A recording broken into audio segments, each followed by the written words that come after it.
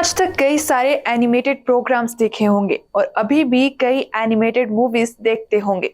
अगर बात करें टॉम एंड जेरी की, तो वो भी एक एनिमेटेड कार्टून्स हैं जिनको सभी प्यार करते हैं।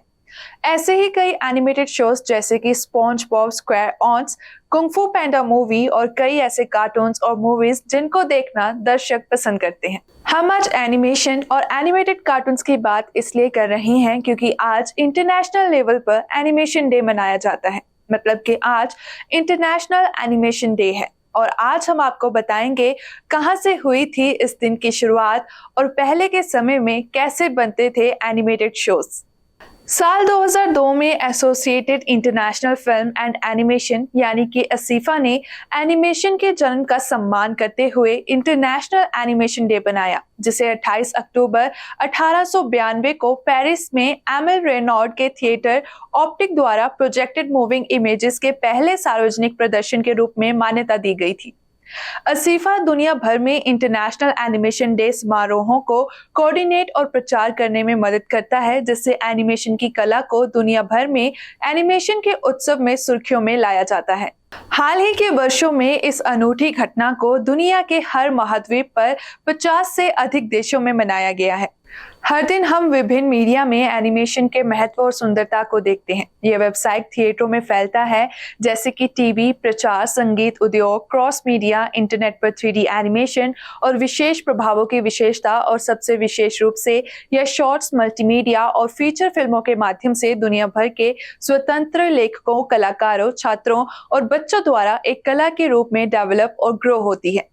एनिमेशन में दृष्टिकोण, तकनीकों और लक्ष्यों की एक प्रभावशाली श्रृंखला शामिल है। ड्राइंग, पेंटिंग, एनिमेटिंग पपेट्स और object, clay and sand paper और कंप्यूटर का उपयोग करके कई कथाओं और गैर कथाओं के साथ काम करके विभिन्न प्रकार के विषयों पर और प्रदर्शनों को दर्शाते हुए विभिन्न प्लेटफॉर्मों पर प्रस्तुत किया गया। यह सब पुष्टि करता है कि एनिमेशन कला, सांस्कृतिक अभिव्यक्ति और संचार का एक असाधारण और शक्तिशाली माध्यम है और एक दृश्य कहानी कहने के माध्यम के रूप में एनिमेशन वर्बल लैंग्वेज के बिना संस्कृतियों में संचार कर सकता है। यह वास्तव में कल्चरल कनेक्शन का एक साधन है। असीफा इस आयोजन द्वारा प्रदान किए जाने वाले आदान प्रदान और उत्सव के अवसरों का समर्थन करने का प्रयास करता है। विभिन्न देशों के अध्ययों, समूहों और एजेंटों के बीच गतिशीलता और सहयोग को प्रोत्साहित करते हुए असीफा एनिमेटरों को एक दूसरे से जोड़ने, हमारे अद्वितीय कला रूप का जश्न मनाने और एनिमेशन कला को आम जनता तक लाने में सहायता करने का प्रयास करते हैं। एनिमेशन का यह इतिहास फिल्म के इतिहास से कहीं आगे तक फैला हुआ है, क्योंकि सदियों से शुरुआती एनिमेटरों ने कैमरे या रिकॉर्डिंग तकनीक के बिना फिल्में बनाने के तरीके ढूंढे थे। पिक्सर की टॉय स्टोरी 3 जैसे ऑस्कर विजेता CGI हॉलीवुड ब्लॉकबस्टर और फाइंडिंग नीमो जैसे अकेडमी अवार्ड विनर से पहले साल 1900 में animated sequence standard picture film J Stuart Blackton's The Enchanted Drawing पर कैप्चर किया गया, जिसमें 2 मिनट का हास्य दृश्य बनाने के लिए एक लाइव एक्शन अभिनेता, प्रॉप्स और स्टॉप मोशन तकनीकों का उपयोग किया गया था। पूरे दशक में एनिमेशन का विकास जारी रहा। फ्रांसीसी कार्टूनिस्ट एमिल कोहल का 2 मिनट का स्टिक फिगर एनिमेशन फैंटास्मागोरी पहले कार्टूनों में से एक बन गया। 1914 में विंसर मैक्के की गर्टी द डायनासोर ने एनिमेशन उद्योग में पहली एनिमेटेड फिल्म के रूप में नए रिकॉर्ड तोड़े, जिसमें की फ्रेमिंग, इन बिटवीनर्स और एनिमेशन लूप जैसी तकनीकों का उपयोग किया गया, जिसने भविष्य के एनिमेशन उत्पादन के लिए मानक उद्योग अभ्यास की नींव रखी। बाद में 1928 में वॉल्ट डिज्नी की शॉर्ट फिल्म स्टीमबोट विली ने पहली बार एक एनिमेटेड फिल्म को पूर्ण रूप से प्रदर्शित किया, जिससे मिकी माउस लोकप्रिय हुआ और एनिमेटेड फिल्म में ध्वनि का उपयोग आगे बढ़ा। 1937 में पहली animated feature film Walt Disney studio की Snow White and the 7 dwarfs है। इस फिल्म में सेल एनिमेशन की पारंपरिक एनिमेशन प्रक्रिया का उपयोग किया गया था, जिसमें सेलुलाइड की पारदर्शी शीट पर 2 डायमेंशनल विजुअल्स प्रस्तुत करना शामिल था। सेल एनिमेशन प्रक्रिया ने हर बार स्क्रैच से फिर से बनाने की बजाय फ्रेम के बीच चित्रों को ट्रांसफर करने की अनुमति दी, जिससे प्रक्रिया तेज हो गई और समय और लेबर की बचत हुई। लोगों ने विज्ञान और अनुसंधान उद्देश्यों के लिए 1940 के दशक में ही कंप्यूटर ग्राफिक्स के साथ प्रयोग करना शुरू कर दिया था।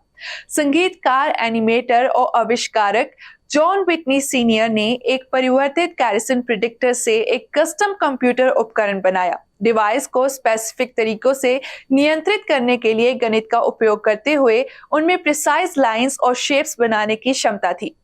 व्हिटनी सीनियर ने प्रसिद्ध ग्राफिक डिजाइनर शाउल बैज की सहायता से अल्फ्रेड हिचकॉक की 1998 की मूवी वर्टिगो के ओपनिंग टाइटल सीक्वेंस को एनिमेट किया था। क्लासिक फिल्म को कंप्यूटर एनिमेशन का उपयोग करने वाली पहली लाइव एक्शन फिल्मों में से एक माना जाता है। 1960 के दशक तक जैसे जैसे अधिक कंप्यूटर मेनस्ट्रीम में आए, इनोवेटिव डिजिटल ग्राफिक्स में तेजी हुई और 1970 के दशक तक कई लोगों ने कंप्यूटर ग्राफिक्स को एक कला के रूप में उपयोग करना शुरू कर दिया। कंप्यूटर के लिए ग्राफिक डिजाइन टूल्स और सॉफ्टवेयर का विकास जारी रहा और यूनिवर्सिटी ऑफ उटा को अलॉट किए हुए सरकारी धन से ग्राउंड ब्रेकिंग एनिमेशन प्रोजेक्ट्स में वृद्धि देखी गई, विशेष रूप से एड कैटमुल हैंडफेस द्वारा निर्मित। इसके बाद से कंप्यूटर एनिमेशन की क्षमताओं का विस्तार जारी रहा। जैसे जैसे अधिक लोगों ने इस नए माध्यम की क्षमताओं की खोज की, इवेंचुअली सीजीआई मास्टरपीसेस में विकसित होती गई, जो आज हमारे मीडिया पर हावी है। एनिमेशन आपकी क्रिएटिविटी को व्यक्त करने का एक शानदार तरीका हो सकता है। चाहे आप एक शॉर्ट फिल्म बना रहे हो या अपना खुद का वीडियो गेम बना रहे हो, एनिमेशन आपको अपने विचारों को मजेदार और अनोखे तरीके से जीवन में लाने की सुविधा देता है। साथ ही यह पूरे परिवार को शामिल करने का एक शानदार तरीका है, क्योंकि हर किसी को योगदान करने का मौका मिल सकता है। इससे कोई फर्क नहीं पड़ता कि आप कहां से आते हैं या कौन सी भाषा बोलते हैं। एनिमेशन विभिन्न संस्कृतियों के लोगों के बीच की दूरी को भर सकते हैं। वे ऐसी कहानियां सुनाते हैं जो एंटरटेनिंग, एजुकेशनल और मीनिंगफुल होती हैं, जिनमें दृश्य इंगेजिंग और आई कैचिंग होते हैं। इस प्रकार वे दुनिया भर के लोगों को जोड़ने के लिए एक इम्पोर्टेंट टूल के रूप में काम कर सकते हैं।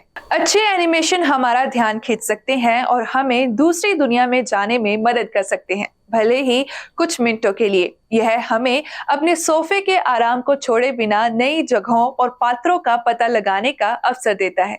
इंटरनेशनल एनिमेशन डे वास्तविकता को पीछे छोड़ने और हमारी कल्पनाओं को अपनाने के लिए एक परफेक्ट रिमाइंडर है। आप भी अपने पुराने समय की क्लासिक एनिमेटेड फिल्मों में से एक को देखकर अपने बचपन को फिर से याद करें, जैसे कि 1942 की बैम्बी, 1955 की लेडी एंड द ट्रैम्प या फिर 1992 की अलादीन देखकर। आज की इस रिपोर्ट में इतना ही। फिर से हाजिर होंगे नई रिपोर्ट के साथ। आप देखते रहिए BTV, be positive, be yourself.